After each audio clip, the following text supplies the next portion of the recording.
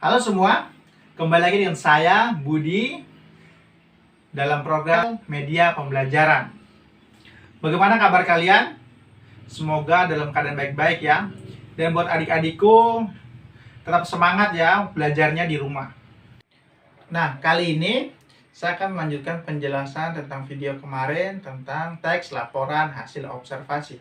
Kemarin kita belajar tentang definisi, ciri-ciri, fungsi, dan struktur teks laporan hasil observasi.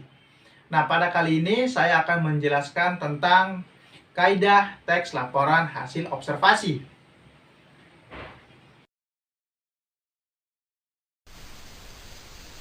Media pembelajaran, kaidah kebahasaan teks laporan hasil observasi.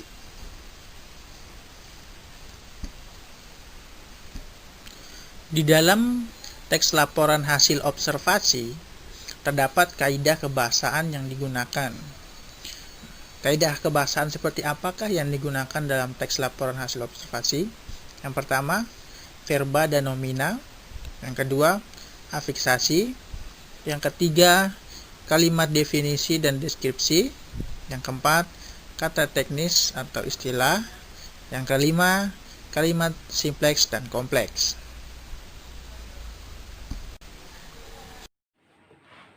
Verba atau kata kerja adalah kelas kata yang menyatakan suatu tindakan, keberadaan, pengalaman, atau pengertian dinamis lainnya. Terdapat ciri-ciri dalam verba. Yang pertama, dapat dijadikan predikat.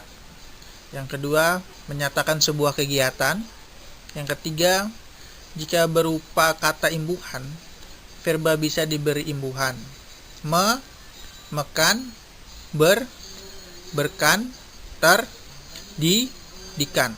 Contohnya yaitu kata dasar lari, makan, duduk.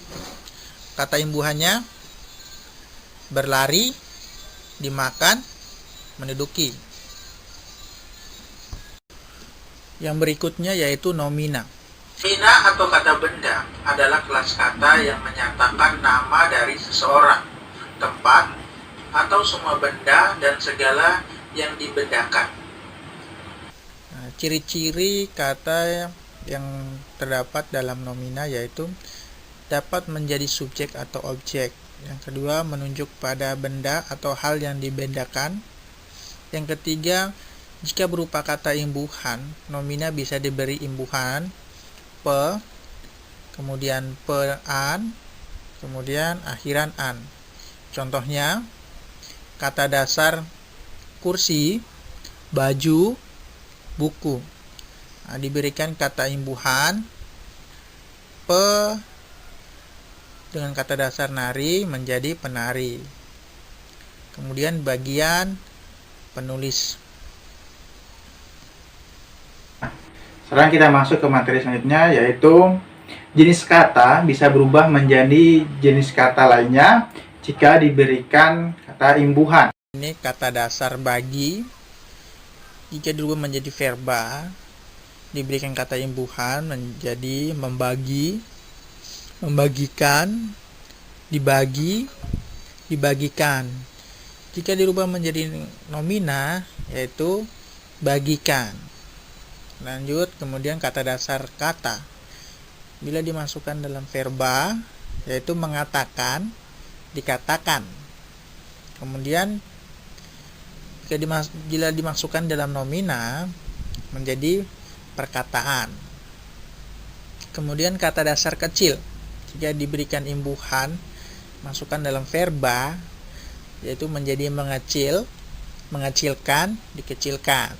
Kemudian jika dirubah menjadi nomina, mengecil, pengkecil, dan pengecilan. Kita masuk dalam afiksasi. Afiksasi adalah proses pembentukan kata dengan mengimbuhkan afiks, yaitu imbuhan pada bentuk dasar, baik bentuk dasar tunggal maupun kompleks. Misalnya mengimbuhkan pada bentuk dasar komunikasi menjadi berkomunikasi. Kata dasar buat diberikan imbuhan ditambah buat, kata dasar buat menjadi berbuat. Bekas, kata imbuhan ber dengan kata dasar bekas menjadi berbekas. Kata dasar coba diberi imbuhan men dengan kata dasar coba menjadi mencoba. Itulah afiksasi. Nah, jenis-jenis afiksasi. Terdapat 4 jenis afiksasi. Yang pertama, prefix atau awalan. Yang kedua, infix atau sisipan. Yang ketiga, suffix atau akhiran. Yang keempat, konfiks yaitu gabungan. Mari kita lihat. Yang pertama, prefix yaitu awalan. Prefix yaitu imbuhan yang diletakkan di depan kata dasar. Contohnya ber, men, se, per, pe, dan ter. Contohnya kata dasar main diberikan imbuhan ber di depan menjadi bermain. Nah, ini adalah afiksasi prefix, diberikan kata imbuhan pada awalan kata dasar. Kita lanjut kepada yang kedua, yaitu infix, sisipan, yaitu afiks yang diletakkan di dalam bentuk dasar. Contohnya L, R, M, dan N. Nah, ini contohnya yang pertama, tunjuk.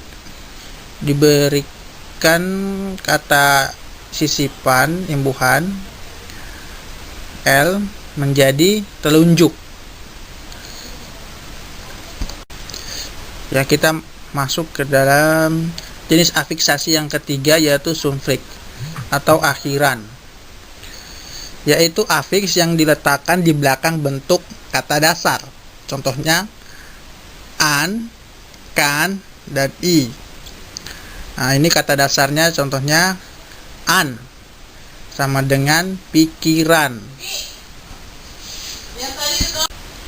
Jenis afiksasi yang keempat yaitu konfiks, yaitu afiks yang terdiri atas 2 unsur, yaitu di depan dan di belakang bentuk dasar. Contohnya, keadaan yang berasal dari bentuk dasar ada dan mendapat imbuhan ke dan an. Contohnya sahabat. Nah, ini kata imbuhan per dan an menjadi persahabatan. Kemudian pengiriman, kepandaian, dan berpandangan. Dalam kaidah teks laporan hasil observasi terdapat kalimat definisi dan deskripsi yang sering kali digunakan. Sengaja disandingkan seperti ini biar bisa membedakan. Yang pertama, kalimat definisi. Kalimat yang memberikan penjelasan umum tentang suatu benda, hal, aktivitas, dan lain sebagainya. Kemudian, kalimat deskripsi menggambarkan sifat-sifat atau ciri-ciri khusus dari suatu benda. Jadi, kalimat definisi ini menggambarkan penjelasan umum. Nah, sedangkan kalimat deskripsi yaitu menggambarkan sifat-sifat atau ciri-ciri khusus dari suatu benda. Nah, sifat-sifat tersebut biasanya merujuk pada hal khusus yang bisa ditangkap oleh panca indera.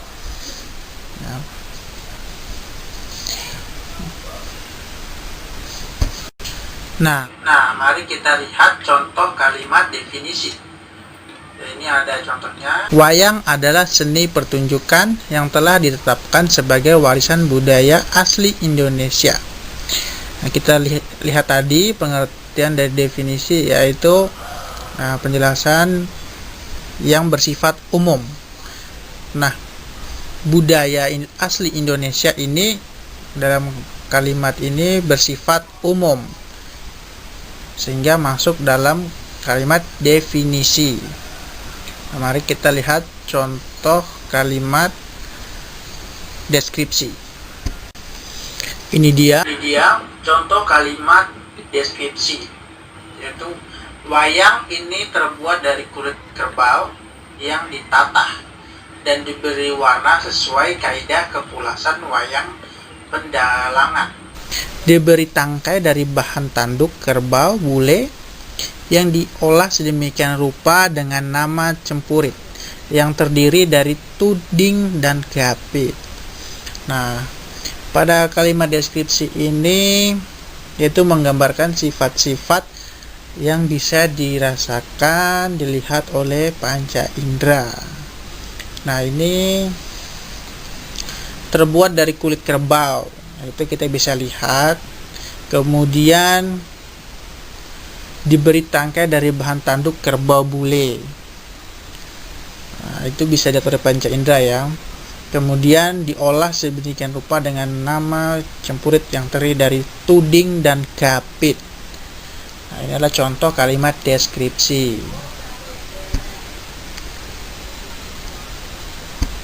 Kita masuk dalam materi selanjutnya, yaitu kata teknis atau istilah. Istilah teknis merupakan sebuah kata-kata yang berkaitan dengan sesuatu bidang dan mempunyai makna khusus terhadap bidang tersebut. Teknis juga didefinisikan secara teknik, yaitu sesuai dengan prosedur yang dimiliki, tujuan untuk menyelesaikan masalah yang ada. Jadi kata teknis ini mempunyai makna khusus terhadap bidang tersebut atau bidang tertentu. Contohnya bidang kesehatan. Dalam bidang kesehatan kita sering mendengar kata infeksi, opname, operasi. Nah, ini biasa kata-kata ini sering digunakan dalam bidang kesehatan. Kemudian dalam bidang militer kita sering mendengar kata infanteri, detasemen, operasi. Nah, kata-kata ini sesuai dengan bidangnya masing-masing. Nah, kita masuk dalam kalimat simpleks dan kalimat kompleks. Kalimat simpleks disebut juga kalimat tunggal, yaitu kalimat yang hanya terdiri atas satu struktur, satu verba utama, dan satu predikat. Contohnya yaitu saya makan sate. Nah, ini termasuk dalam kalimat simpleks karena memiliki satu struktur, yaitu SPO. Kemudian satu verba utama, yaitu makan. Kemudian memiliki satu predikat, sehingga termasuk dalam kalimat simpleks. Kalimat kompleks disebut juga kalimat majmuk, yaitu kalimat yang terdiri atas lebih dari satu struktur, satu verba utama, dan lebih dari satu predikat. Sini kita masuk dalam contohnya, mari kita lihat. Saya makan sate dan minum kopi. Saya sebagai subjek, makan sebagai predikat, sate sebagai objek, dan dihubungkan dengan konjungsi dan.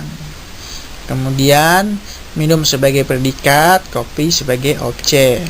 Mari kita analisis apakah kalimat ini termasuk dalam kalimat kompleks atau tidak ya. Kita lihat strukturnya. Strukturnya lebih dari satu, yaitu ada dua struktur ya, struktur SPO dan PO. Kemudian kita lihat verba utamanya. Verba utamanya ada dua, yaitu makan dan minum. Kemudian kita lihat predikatnya. Predikatnya lebih dari satu, yaitu ada dua, yaitu predikatnya makan dan minum. Sehingga kalimat ini termasuk dalam kalimat kompleks.